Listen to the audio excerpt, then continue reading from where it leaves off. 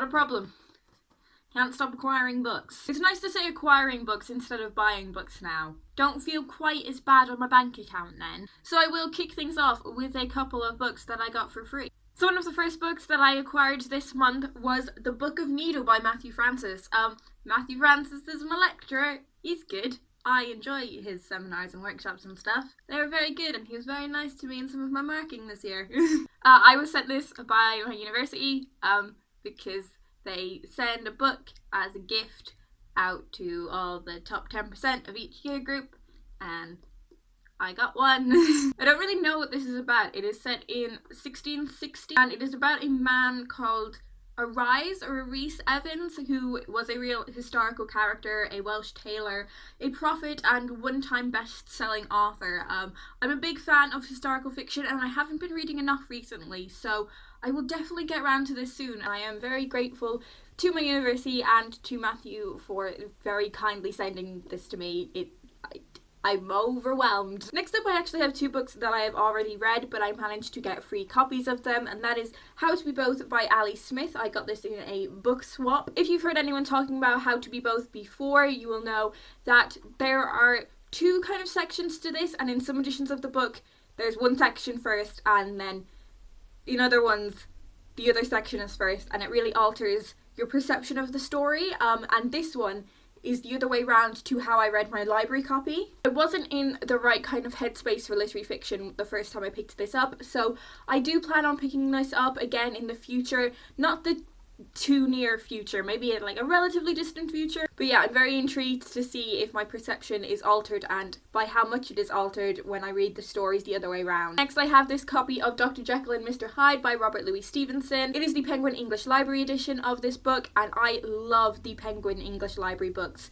I think they are so beautiful and I really struggle to resist them when I come across them. I do already own a copy of Dr. Jekyll and Mr. Hyde, so I will be selling that on in September. This is a book that I picked up on one of my shifts at the Oxfam bookshop, and that is The Girl with All the Gifts by M.R. Carey. I have been seeing this everywhere, and there is a film coming out soon, so hopefully I will get to the book soon so I can watch the film adaptation. As far as I know, this is kind of like a thriller, dystopian kind of book. It is about a young girl called Melanie, and she lives on a cell, and every day she is collected by a guard to go to class, and we don't really know much more than that, as far as I know. I don't know anything else. Quite a chunky one as well, so I'm definitely looking forward to it. And it's in like brand new condition, and it only cost me $1.99. Now onto the books that I bought for myself, mostly in the Kindle summer sale. The first ebook I bought was Ruby by Cynthia Bond.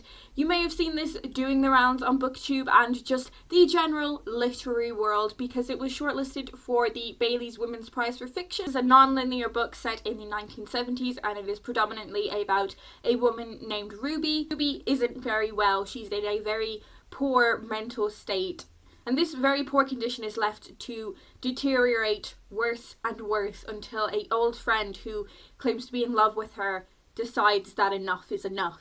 There's also a lot to do with race in this book, and I have heard there are a lot of very, very difficult topics covered in this book, so you may want to go into it cautiously. I think it's very important to read about difficult topics, so I will definitely be getting to this soon. Next, I have Passenger by Alexandra Bracken, and I think this is kind of like a YA sci-fi book. One night, a violin prodigy loses everything she knows and loves and is thrust into a very unfamiliar world. And this girl is sure that she hasn't just travelled miles away from everything she knows, but in fact, years. She becomes a passenger on a ship with a man named Nicholas Carter, who has recently escaped from a group called the Ironwoods. Ironwoods are searching for something of immense value, and the only way they think they can find it is through Etta, the violin prodigy, who is now a passenger on Nicholas's ship. This was a bit of an impulse buy, just because I keep seeing it around on BookTube, but I'm sure I will get to it eventually. Next, I got I Saw a Man by Owen Shears. I read Owen Shears' book Resistance in my first year of university, and I had mixed feelings on it, very mixed feelings, but I thought I would give Owen Shears' writing another go. He is a very local author. Saw him at a literary event in a suit once. It was fantastic. So this is about a man named Michael Turner who, after the loss of his wife, decides to move to London. He quickly develops a very close relationship with the Nelson family next door, and they seem to represent everything that he fears he will never have again. Intimacy, stability, a family home, children. This newfound relationship seems to offer the promise of healing for Michael, but then disaster strikes. A very terrible event happens and Michael then has to carry the guilt and the secret of this event. Next is a book that I've wanted to get to for a very long time, and that is The Girl in the Red Coat by Kate Hayman. This is about an 8-year-old girl named Carmel who is separated from her mother at a local children's festival. She is taken by a older man who claims to be her grandfather, who says that her mother has been in an accident and Carmel needs to live with him now. As the story progresses, it becomes clear that this man thinks that Carmel has a special gift. All the while, Carmel's mother is, of course, frantically trying to find her daughter and be reunited with her daughter. It has been quite a theme in my reading this year to really enjoy books told from the perspective of a child, or very much about a child and parent-child relationship. So I think that definitely fits into that kind of reading theme that I have been going through. Next I have Zadie Smith's On Beauty, and every time I hear someone talk about this book, they have massively loved it, and I have been meaning to read some Zadie Smith for such a long time. This is about a pair of feuding families, the Belsies and the Kips. They have a lot of personal and political differences, but I think the main idea of On Beauty is that it brings back that the core of this story is about the love of a family. So very interested in parent-child relationships, very interested in family relationships, so I'm sure I will enjoy On Beauty. Next, I bought a couple of books from the Geek Girl series. I read the first Geek Girl book back in, I think it was May or June. This is about a young girl who is plucked by a modelling agency and thrust into fame. I didn't find this book massively realistic, but I still thoroughly enjoyed it again. Really loved the family relationships in that book. So I picked up the next two books, Geek Girl Model Misfit and Geek Girl Picture Perfect. Next I have The Tiger's Wife by T. Albrecht. I'm certain I have butchered that name. I am so sorry. So this is about a girl named Natalie who is trying to unravel some of the mysteries surrounding her grandfather's death. Her grandfather died very far from home under very mysterious circumstances. Recalling some of the stories her grandfather told her when she was a child, she suspects he died trying to uncover one of two mysteries. I'm very much looking forward to reading this book and learning a lot more about the Balkans through this piece of writing. I always love learning about new cultures or cultures different to my own through what I read, and I think it's a really important thing to do. Next up, I got the first book in the Divergent trilogy, Divergent by Veronica Roth.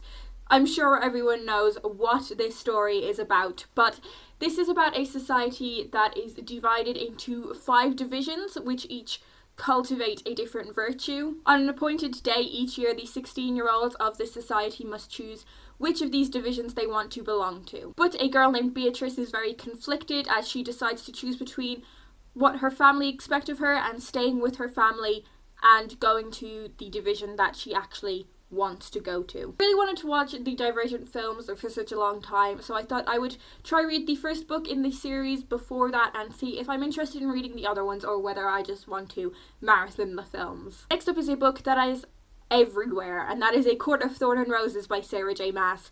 I'm not the biggest fan of Sarah J Maas's writing. I've only read the first book in the Throne of Glass series so far, but I didn't massively enjoy it, but I thought it was really nice, quick, easy reading. Quite similar to Geek Girl in that respect. Like, I want to pick it up when I just want to kind of fly through a book quite quickly and not have to use too much brain power when I'm consuming it. I don't really know anything about this book other than it is some sort of Beauty and the Beast retelling. I'm very much into fairy tales and fairy tale retellings, so hopefully I will really enjoy this book. I have a children's book that I'm very excited to get to, and that is Rosswell Time Travelling with a Hamster. On Al's 12th birthday, he is given a letter by his grandfather, which was written by Al's late father. In it, Al receives a very important secret mission to travel back to 1984 and save his father's life. Al has to do this all while time travelling with his hamster in his pocket. It's such a charming little tale, and it is being recommended for those that loved Wonder and the Curious Incident of the Dog in the Nighttime. I've not read Wonder, but I absolutely loved The Curious Incident, so I'm very excited to get to this children's book.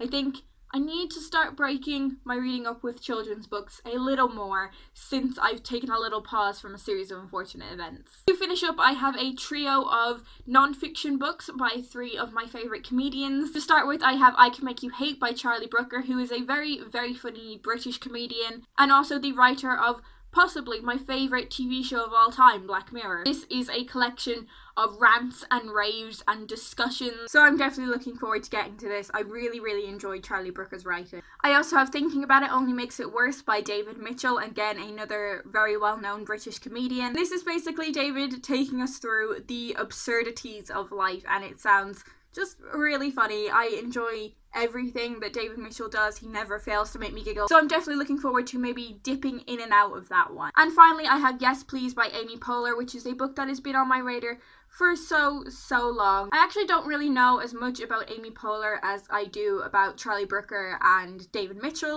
But nonetheless, I think this is going to be a really great non-fiction read for me, and I think it is just basically Amy discussing life and her life and what it's like to be a woman and what it's like to be on TV. So yeah, I am definitely looking forward to getting to that. So I did acquire a lot of books this month, but I don't even care. I love books. I love buying books, so whatever. Not sure when this is going to go up because I'm doing a lot of pre-filming before I go away. So chances are, by the time it does go up, I'll have acquired even more books. If you've read any of these, do be sure to let me know what your thoughts were and if there are any that I need to get to super soon.